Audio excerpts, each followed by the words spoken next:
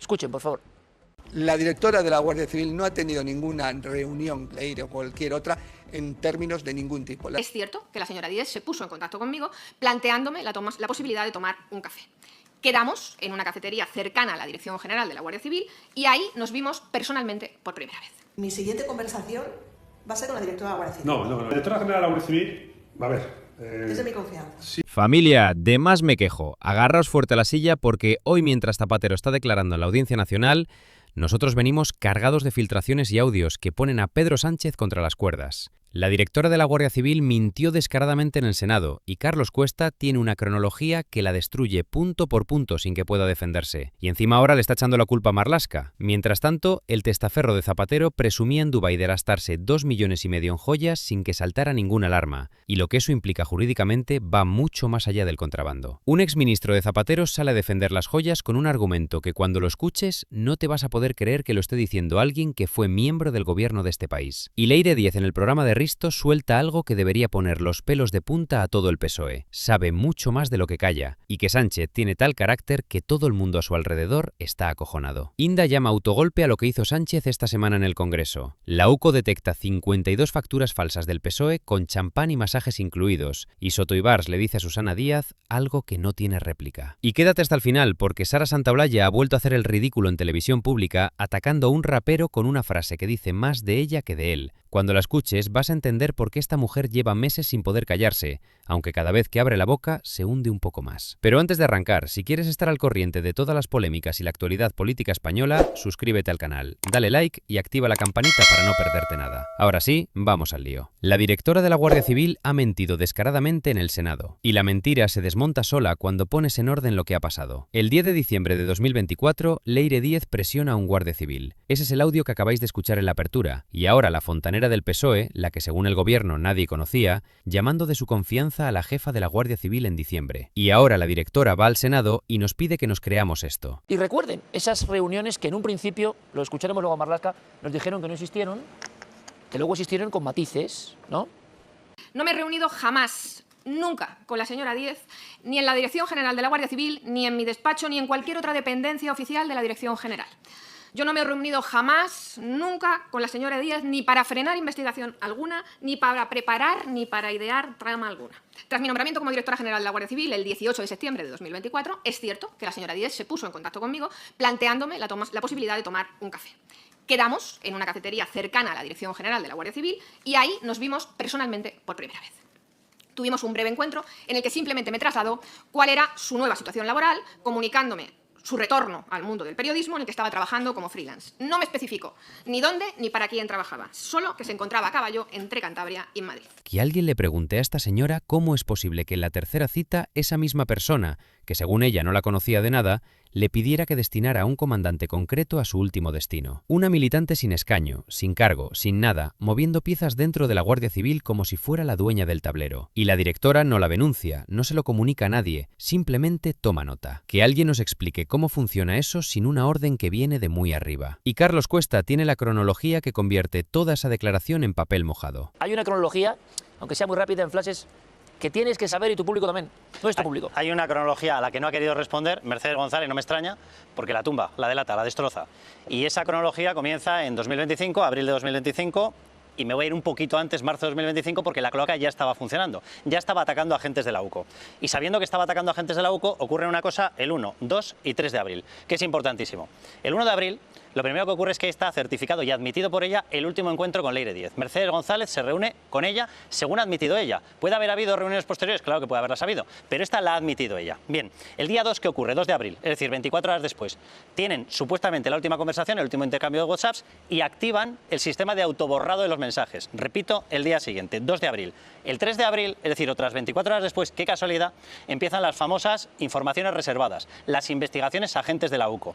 Pero para terminar esta cronología, me voy a ir un poquito antes, porque resulta que el 20 de marzo ya había sido comunicado, y así lo ha certificado, el general de brigada Yuste de la Guardia Civil ha certificado que ese 20 de marzo, es decir, antes, unos 10 días antes de todo esto, le habían ya elevado una nota de despacho a ella personalmente y se la habían comunicado a Mercedes González diciéndole: que sepa usted que hay una cloaca que ya está funcionando, que hay una tal Leire Díez que ya está buscando información para desacreditar a la UCO. Claro, la gran pregunta es, sabiendo y teniendo la información pasada por la propia UCO desde el 20 de marzo, uno, ¿cómo se reúne el 1 de abril con ella? Dos, ¿cómo desactiva o marca directamente un autoborrado, programa un autoborrado en los mensajes? Tres, qué casualidad, empiezan los expedientes a los mismos que le habían avisado de que había una cloaca y pretende que nos creamos esto. Sabiendo que había una cloaca, se reúne con la fontanera. Al día siguiente activan el autoborrado y 24 horas después empiezan los expedientes contra los agentes que le avisaron. Y encima ahora filtra que se lo comunicó a Marlaska hace un año, intentando pasarle el muerto a su jefe antes de que el cerco se cierre del todo. Y la forma en que la pillaron la UCO merece que la expliquemos con detalle. Claro, pero ¿por qué Mercedes González, la directora de la Guardia Civil, acaba reconociendo sus contactos con la fontanera del Partido Socialista? Porque la pilla la UCO.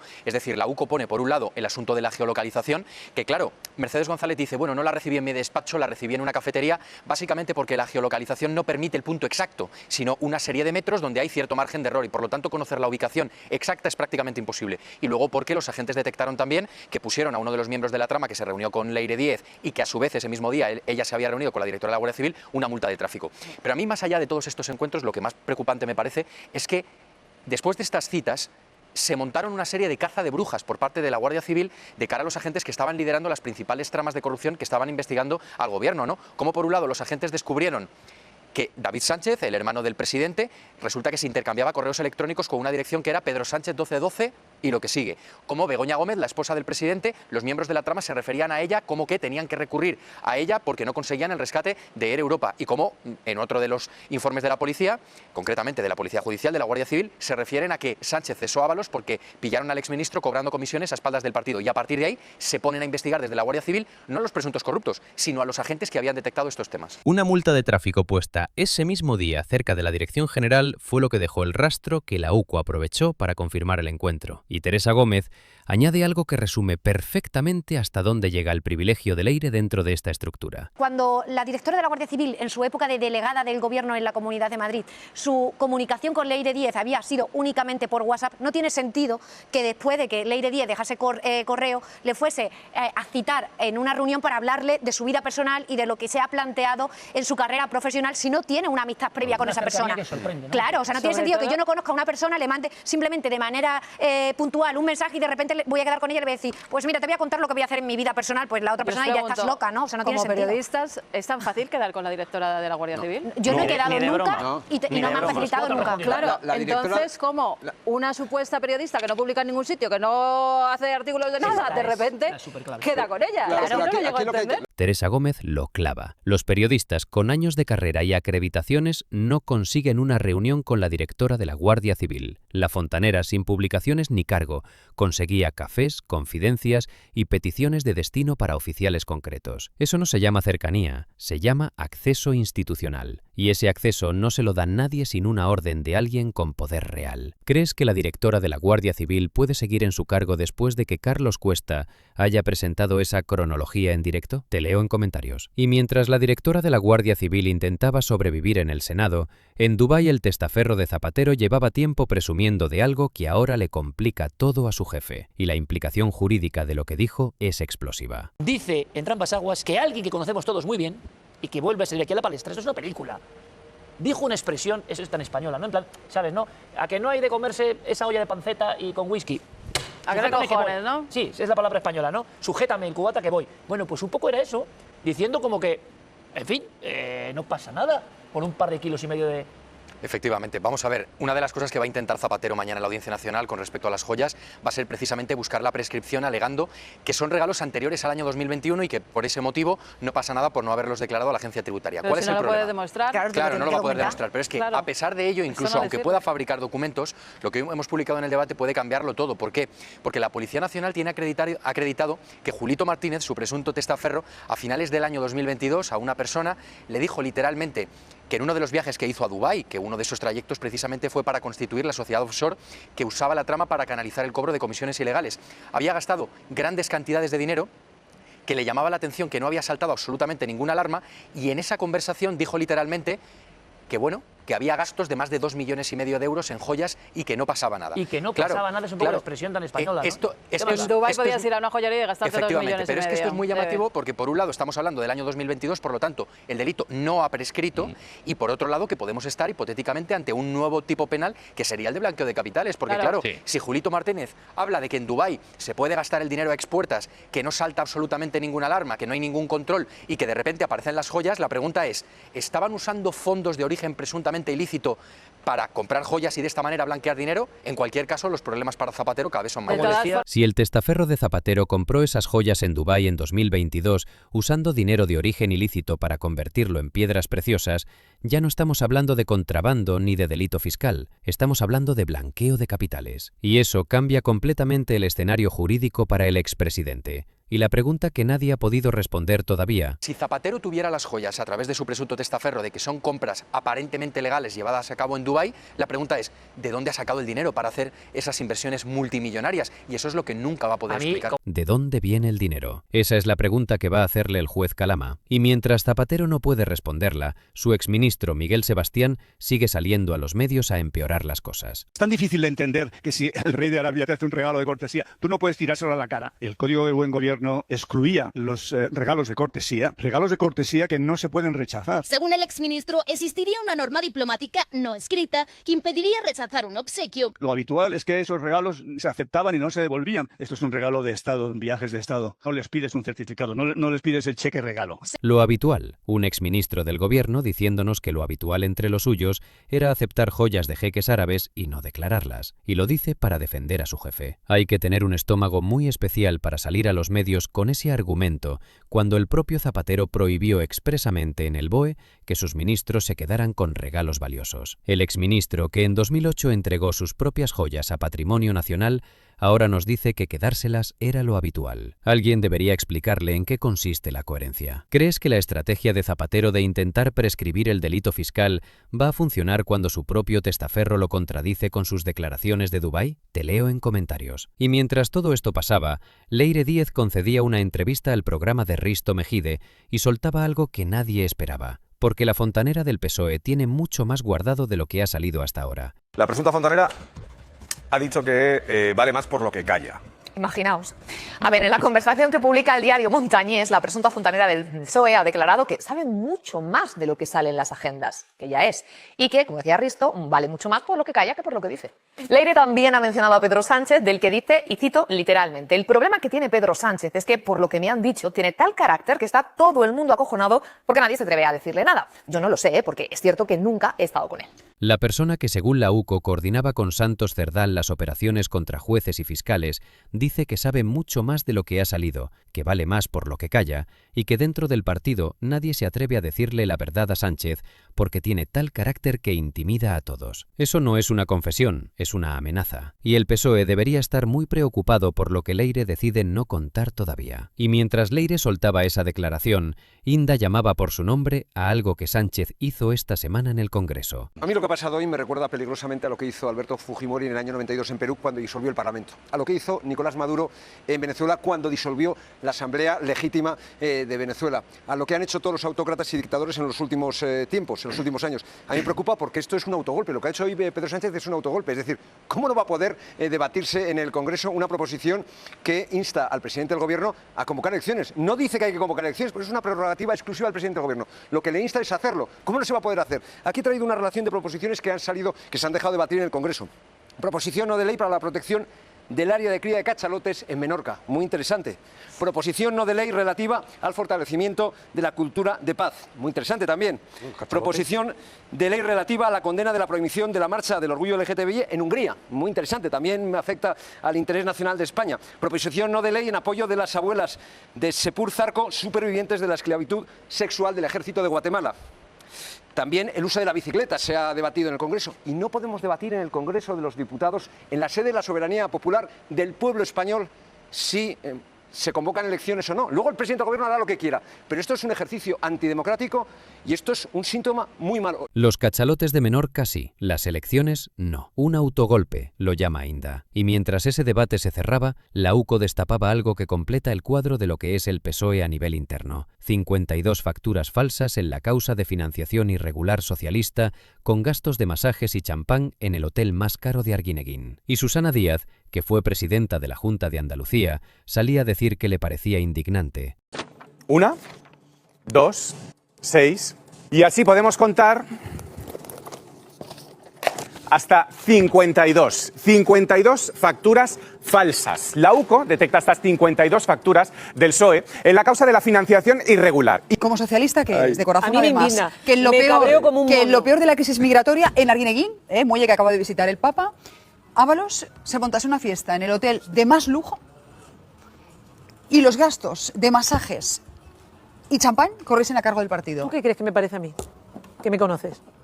¿Cómo puede ser que el partido ¿Qué crees que pagase me esos parece a gastos? mí? Es que han fallado todos los controles. ¿Pero qué crees? Si me lo dices para que montemos la noticia entre las dos, ¿tú qué crees que me parece a mí? Indignante, bochornoso. Y Soto Ibars no le dejó terminar la frase. Vamos a ver una cosa, Susana, porque es que aquí estamos todo el rato como intentando hacer un control de daños. Que yo No, estamos esperando mañana a saber qué pasa. No te lo tolero. Que no, hombre, que no. Que nos queremos cueste lo que cueste. Ya, Claro, cueste pero lo que se tendrá cueste. que esperar a los que caiga. expliquen. Claro, caiga quien caiga. Bien, pues mira, tenemos al presidente rodeado por completo, al presidente del gobierno rodeado por completo de casos, una estructura dentro del Partido Socialista, desde la cúpula, que Santos Cerdán era la cúpula, hacia abajo, Lo era. que está infiltrándose en la Guardia Civil, que está buscando trapos sucios de Marchena. O sea, que todo eso ya lo sabemos. Y por no hablar de, ¿por qué me lo dices y por si no yo hablar tengo de que una grave? pieza que todavía no conocemos, que es la de la financiación. Pero Soto, ¿por qué me lo dices si yo he dicho No, que grave, que me parece Susana, gravísimo? porque veo una tendencia, que es decir, bueno, una vez que se va ampliando el cerco y pillan a otro y le pillan otra cosa a cada uno, vamos adaptando el relato para que la cosa se pueda quedar ahí. Pero es lo que dice Rubén Amón. Es lo que dice Rubén Amón todo el rato. ¿De qué manera se desvincula? Él dice al secretario general, yo digo al Partido Socialista. ¿De qué manera se puede desvincular? Sí, Es que ya no se puede, Susana. Soto Ibars le dice a la cara algo que Susana Díaz lleva meses intentando esquivar. El cerco ya no se puede contener adaptando el relato cada vez que cae uno nuevo. Y Susana Díaz, que fue presidenta de la Junta de Andalucía durante años y conoce el partido desde dentro, no tiene respuesta. ¿Crees que Leire diciéndole al mundo que sabe más de lo que calla es una advertencia directa a Pedro Sánchez de que si le aprietan demasiado, ella abre la boca del todo? Te leo en comentarios. Y la bomba final, Sara Santaolalla en televisión pública opinando sobre el rapero El Hincho, al que la Fiscalía le pide 13 años de prisión. Y lo que dice, sin darse cuenta, es el retrato más exacto que alguien ha hecho de ella misma en mucho tiempo. La paya Santaolalla, dice Sara, pero dice que no le gusta que estés en la televisión. Bueno, pues que sepa que en la celda creo que no va a tener, o sea, que puede estar tranquilo, no hace falta que cambie de canal. Pero la realidad es que este tipo es un presunto delincuente, es un tipo que ya además tiene denuncias previas, es un tipo que va al cine con la propia Macarena Olona, que hace apología de una dictadura, es un tipo que de ideas tiene poco, porque luego encima es más tonto que una piedra, no penséis que llega muy lejos, pero hace 4 canciones y a mí me parece hasta un insulto llamarle rapero para los que somos fans del rap, porque el rap nunca podrá ser de ultraderecha. Pero la realidad es que yo, toda mi solidaridad con la víctima, con las víctimas y toda mi solidaridad con sus oyentes, porque madre mía, Spotify se va a quedar tranquilo cuando este pase un tiempo en la trena. La misma que lleva semanas diciendo que las joyas de Zapatero son de su mujer, que el Valle de los Caídos hay que dinamitarlo y que Vito Quiles es un escuadrista pagado por el Partido Popular, acaba de definirse a sí misma sin darse cuenta. Que cada uno saque sus propias conclusiones. La directora de la Guardia Civil cazada en mentira con la cronología de Cuesta que la destroza. Entra ambas aguas explicando cómo la pilló la UCO con una multa de tráfico.